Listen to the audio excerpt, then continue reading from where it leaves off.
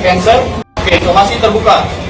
Bertindak untuk dan atas nama klien kami Sarwendra yang diduga dilakukan oleh pemilik akun TikTok diantaranya Cancer, @andai05065, Suka Bakso, _ayah04, Jaya Mulia, @mobil, dan fullcheckdio, @full.check.dio, dan yang terakhir J2_P, J2_APS. Kalau misalnya kalian berpikir seperti itu, kalian coba di posisi saya sebagai seorang ibu yang tidak mau membedakan semuanya, tapi malah di framing yang lain kepada orang-orang yang selalu memframing saya seperti itu. Jadi boleh sekali-kali saya langsung bertanya kepada yang lebih ahli dan mereka yang lebih menyelesaikan semuanya. Kenapa saya sakit? Mas Nanda, kami itu bukan hidup dari keluarga orang ada. Cukuplah. Susah-susah banget juga enggak. Alhamdulillah. Tapi buat makan mah cukup. Bisa merendang. Tapi 1 biji, 2 biji buat sekeluarga. Yang penting bumbunya banyak, nasinya tambahin lagi. Ntar tinggal ceplok telur atau tambahin apa. Disuapin.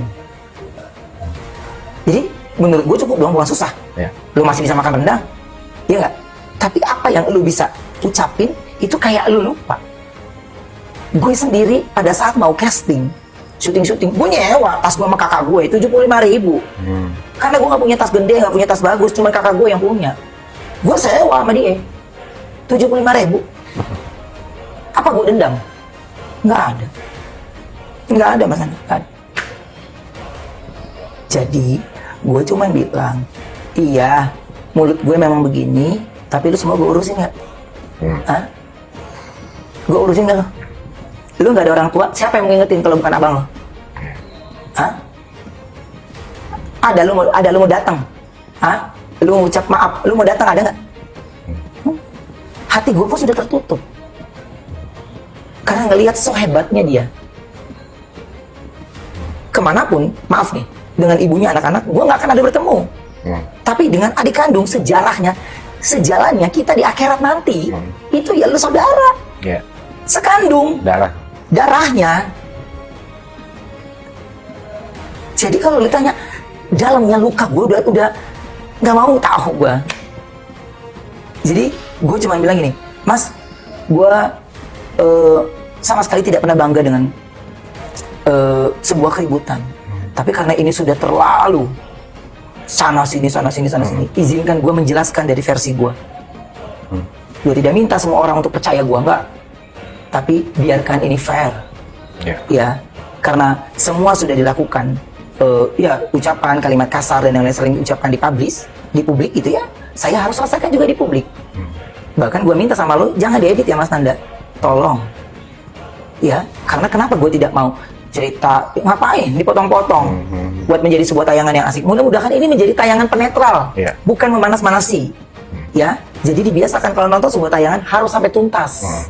Iya, katanya ya apa, lu nggak, oh iya benar, gue tidak membayar lagi, betul. Betul banget. Selain akses yang itu semua sulit, Mas Anda, banyak hal yang saya rasa saya tidak perlu merendahkan lagi harga diri saya gitu. Jadi saya cuma bilang, kalau sekarang lu baru makan tempe, lu lupakan lu makan daging dan ayam dulu. Kenapa ya? Kok nggak pernah gue begitu? Kenapa gue tiba-tiba begitu?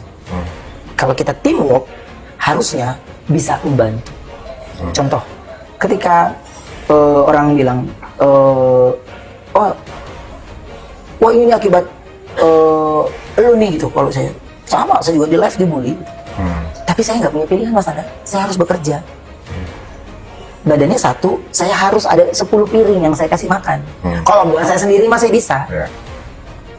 Bahkan beli rumah yang lebih gede dari itu saya bisa. Lu pasti tahu. Lu juga tahu nominalnya. Kasarnya honor gua dah gitu. Gue bisa. Insya Allah gue bisa. rumah dan isi-isinya. Iya, insya Allah. Mudah-mudahan. Jadi bukan gitu caranya, bukan. Tapi justru bukan ada bilang Bertrand memanfaatkan madu domba, salah. Salah. Justru dia hadir setelah dia melihat dari kedua belah pihak, tapi dia tidak ingin berpihak. Jadi dia memilih untuk menjaga ayahnya, Dan jawaban saya sekarang ini, dia hadir di saat saya sedang terpuruk. Iya. Dia tahu semuanya, dia cerita, saya cerita semuanya. Ngerti ya? Iya. Jadi, yang mana Mas Nanda? Yang mana? Apa ya? Jadi mau dikatain si miskin, alhamdulillah. Mau dikatain udah hancur, alhamdulillah. Bukan tugas saya untuk membuktikan ke mereka, bukan.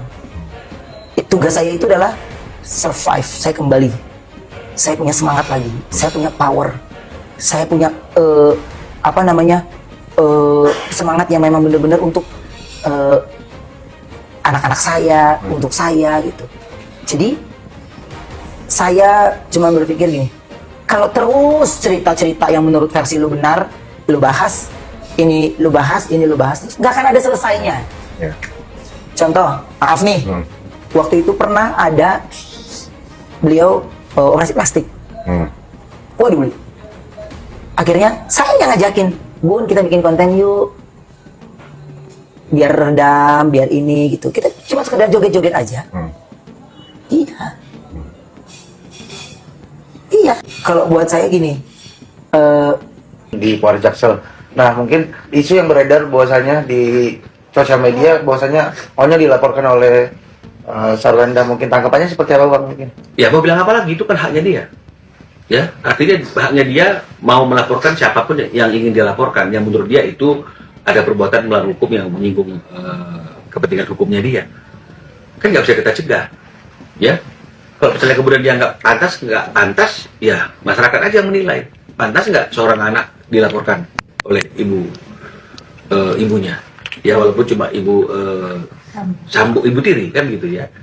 Nah, pantas nggak seorang anak ketika dia menyampaikan sesuatu yang menurut dia itu adalah pengalaman yang dialaminya, kemudian dianggap itu mencemarkan nama baik dan kemudian dilaporkan? Itu kembali berpulang kepada masyarakat, kembali berpulang kepada netizen. Tapi yang pasti kami tentu sudah punya persiapan kalau memang Onyo adalah salah satu pihak yang dilaporkan akunnya. Ya, kami sudah persiapan. Artinya bagaimana caranya untuk menangkis ini semuanya secara hukum. Tetap sejauh ini Bang sudah ada komunikasi belum Bang dengan pihak Onyo atau Polres mungkin atau apa? Enggak, kenapa mesti dia berkomunikasi? Saya nggak cari-cari masalah. Saya nggak cari-cari pekerjaan. Artinya udah tanya ke Polres, enggak. Nanti saya tunggu aja. Kalau memang pada waktunya ada panggilan buat Onyo, pasti kalau memang Ruben ingin menggunakan jasa saya, tidak memberikan pekerjaan ini kepada kuasa hukum yang lain, kan bisa saja, oh Bang, Abang biar fokus ke masalah anaknya, pidananya, kami mau yang lain Bang, kan bisa aja Ruben bilang seperti itu, ya silakan. Tapi kalau memang Ruben juga ingin kami yang akan memberikan bantuan hukum, jika memang ada panggilan terhadap Onyo, ya baru disitulah kami akan berdiskusi. Tapi kami sudah persiapan kalau memang betul adanya seperti yang disampaikan oleh teman-teman dan kemudian Onyo akan dipanggil, kami juga sudah persiapan. Jadi artinya pada waktu itu benar-benar terrealisasi, kami juga ketika ditunjuk kami sudah siap. Bang, tapi kalau dari korban sendiri sudah tahu soal berita tersebut belum Bang? Udah tahu bahwa Onyo salah satu akun yang dilaporkan. Ruben udah tahu, cuma kan Ruben mengatakan ya kita lihat saja apakah memang benar, apakah hanya sekedar isu. Nah, kebenaran itu kapan akan diketahui? Ketika ada panggilan buat si Onyo. Kita tunggu saja. Apa ini ada dugaan bahwa ini juga diojlok-ojlok sama mungkin orang terdekat dari Sarwenda juga kah, Bang? Ya, saya nggak tahu lah. Ya, apakah itu merupakan keputusan bebasnya dia untuk membuat laporan, atau dia itu menerima masukan juga dan saran dari orang-orang di sekitarnya dia. Yang tahu adalah dia. Saya tidak tahu apa yang terjadi. Soal Onyo kan belum lama ini kan Sarwenda kan melaporkan akun-akun di Polres Jaksel. Nah, mungkin isu yang beredar bahwasanya di sosial media bahwasanya Onyo dilaporkan oleh Sarwenda, mungkin tanggapannya seperti apa Bang? Mungkin? Ya, mau bilang apa lagi, itu kan haknya dia. Ya, artinya haknya dia mau melaporkan siapapun yang ingin dia laporkan, yang menurut dia itu ada perbuatan melawan hukum yang menyinggung kepentingan hukumnya dia. Kan nggak bisa kita cegah. Ya, kalau misalnya kemudian dia nggak pantas, ya masyarakat aja yang menilai. Pantas nggak seorang anak dilaporkan oleh ibunya? Ya, walaupun cuma ibu tiri kan gitu ya. Nah, pantas nggak seorang anak ketika dia menyampaikan sesuatu yang menurut dia itu adalah pengalaman yang dialaminya, kemudian dianggap itu mencemarkan nama baik dan kemudian dilaporkan. Itu kembali berpulang kepada masyarakat, kembali berpulang kepada Kok mungkin yang dugaan Onyo dilaporin sama belum tahu, aku belum dengar. Supportnya aja Gimana kok? fotonya. Selalu support Onyo. Oke, makasih kok. Aku bisa datang. Ya, Iya. tentang laporan. Oh, udah deh, Kak, udah ya. Kan ya. Apa ya? Akhirnya jadi apa ya, terbuka ya, maksudnya setelah kejadian-kejadian jadi orang banyak ngegali-gali ya masa lalu dan kemana-mana jadinya gitu. Oh ya, makanya yang melebar kemana-mana kan sering banget gitu, berarti percakapannya dalam sebuah video live gitu ya, itu sering banget itu mengucapkan, tenang nih, rahasianya 1, 2, 3, ada gitu ya. Iya, iya. Gue cerita gitu, dipancing sama si laki-laki itu kan. Iya. Gitu. Harusnya sekelilingnya tidak boleh memancing. Iya, Iya dong. benar. Lo yang bener, partner lo kalau dalam karya bukan dipanasin demi sebuah viewer, demi semua jumlah penonton, bukan. Tapi redam, cari pembicaraan lain. Begitu. Iya, iya, iya.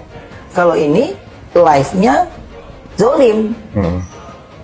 Dan nggak Gitu. sekali, 2 kali lagi ada beberapa Iya. banyak konten yang Oh, banyak. nggak pantas lah. Gitu. Banyak. Jadi si laki-laki ini selalu nganggap dirinya gentle banget gitu. Udah, lo mau ngatain gue cong, lo mau ngatain gue ini, intinya lo makan dari uang bencong kan? Hah? Gimana?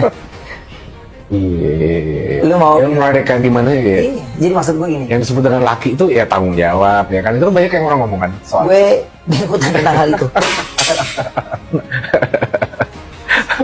Gue nggak ikutan tentang hal itu, tapi gue cuman bilang, kan gue ini ayah untuk anak gue gitu. Jangan ditutup. Kalau lu sportif ke gue, lu asik ke gue, nanti gue yang akan minta anak gue untuk bisa ikut sama mereka. Fair, seru, kita bisa jadi keluarga yang fun, yang seru. Ya, yang ini gue selalu melakukan hal itu karena buat gue gini, gue udah banyak diem juga loh.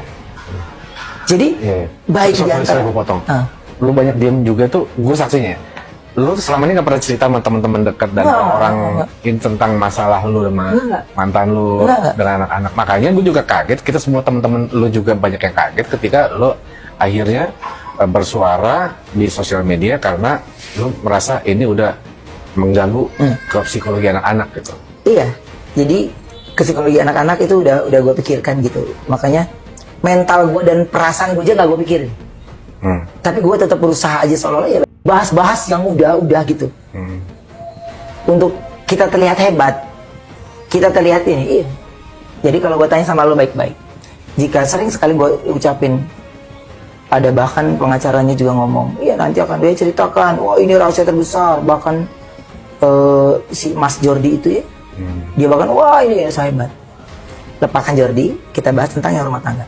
Mungkin nggak 11 tahun gue menikah, gue tidak punya hal buruk yang gue tahu tentang dia. Mungkin nggak? Ya, enggak lah. Gue nggak ngerasa itu gue sebuah senjata. Di sini kita fokus tentang anak, di mana menurut keputusan pengadilan 4 hari di dia, 3 hari di saya. Itu toh. Saya juga nggak ngerti kenapa akhirnya memicu kemarahan dia sampai akhirnya gua nggak butuh duit loh. Gitu. Ya Allah ya Robbi, saya nyari duitnya itu nggak gampang. Mas Nanda, saya nggak gampang. Ya. Bener. Iya. Terus apa? Selalu dicap ini, selalu begini. Jadi ini semua terpancing sayanya karena akhirnya akses anak itu yang susah. Itu triggernya, lu Iya, reaksi. semuanya. Saya nggak ada urusan, nggak peduli. Saya tetap semangat. Tapi kalau talang orang banjir, Ya. ya ini palang ini anak saya. Saya nggak mau. Yang penting saya ada palangnya, yaitu anak, pondasinya, yaitu anak.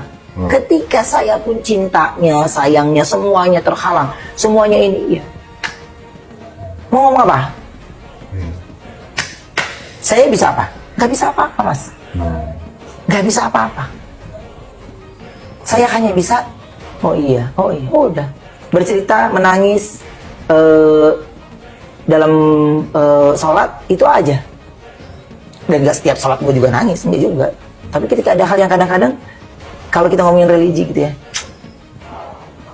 ada hal yang kayak kita biasa aja ngomongnya, tapi kita bisa, itu kayak bisa tiba-tiba sedih banget gitu. Padahal kita ngucapnya biasa aja. Orang kita sholat sendiri gitu. Jadi makanya saya bilang, ketika ya saya dianggap lemah, saya dianggap ini, ya nggak apa-apa. Minimal saya pernah berusaha. Minimal saya pernah ada usahanya untuk membahagiakan. Jika ternyata dampaknya itu tidak bahagia, ya berarti saya harus introspeksi diri, saya harus banyak belajar. Tapi anak yang menjadi talangnya buat saya ini, menjadi pondasi buat saya kuat ini, ya harusnya kita besarkan.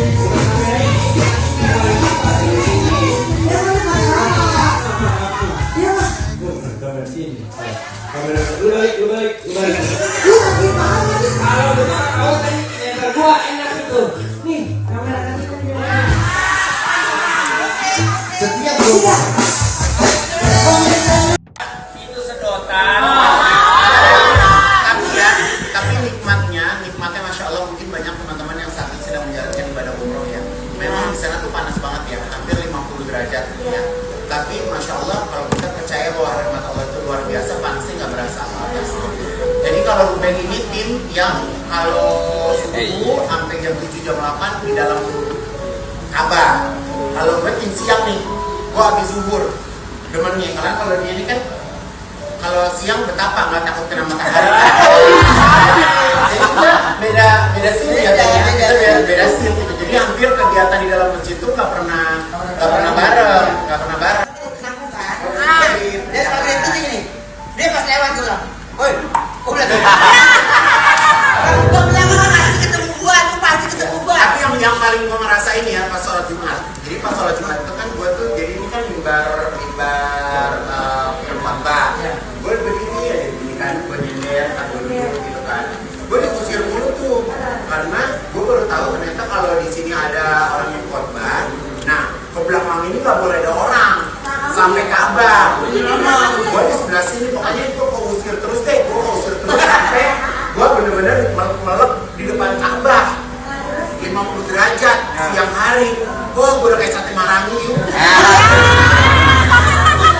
Sedap ya online itu.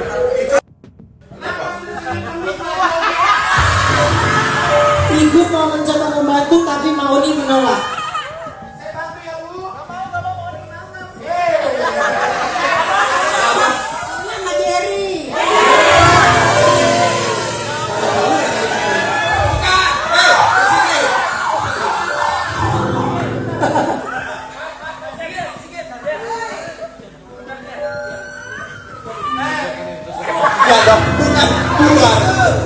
Jadi ini yang harus saya sampaikan, ini harus saya luruskan ke banyak pihak ya, ke teman-teman media, ke masyarakat.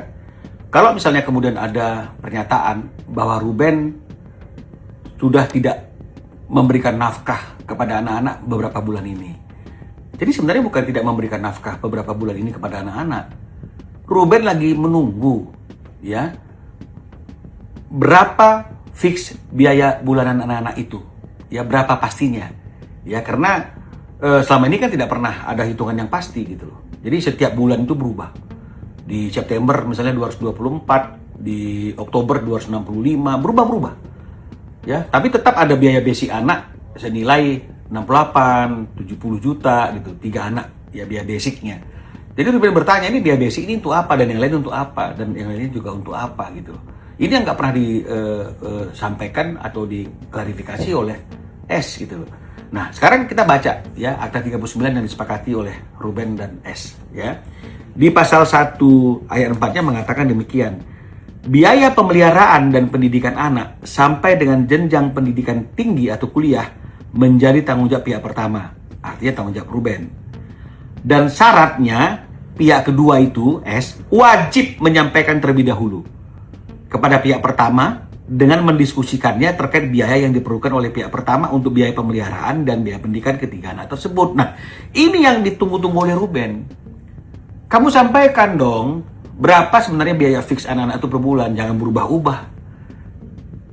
Lalu kita diskusikan mana yang penting, mana yang tidak penting, kan boleh dong Ruben artinya itu menyampaikan pendapatnya. Baru itulah yang menjadi fixed cost-nya anak-anak. Di luar mungkin biaya-biaya SDNT lainnya. Ini yang tidak pernah disampaikan oleh S. Sekarang pun kita lagi nunggu nih, mana nih biaya fixnya? Ya, jangan biaya yang nggak masuk biaya pendidikan anak itu dicantumkan. Kita mau tahu berapa real cost-nya anak-anak ini berapa. Nah, inilah yang sampai hari ini masih belum disampaikan untuk informasi Ruben. Bagaimana kami mau membayarkannya kalau misalnya kami tidak pernah disampaikan, Ruben nggak pernah disampaikan biaya fixed cost anak-anak ini. Karena kalau menurut aturannya kan harusnya disampaikan dan didiskusikan. Ya, jadi jangan sampai kita mengatakan Ruben tidak mau membayar biaya anak-anak. Oke, teman-teman, terima kasih.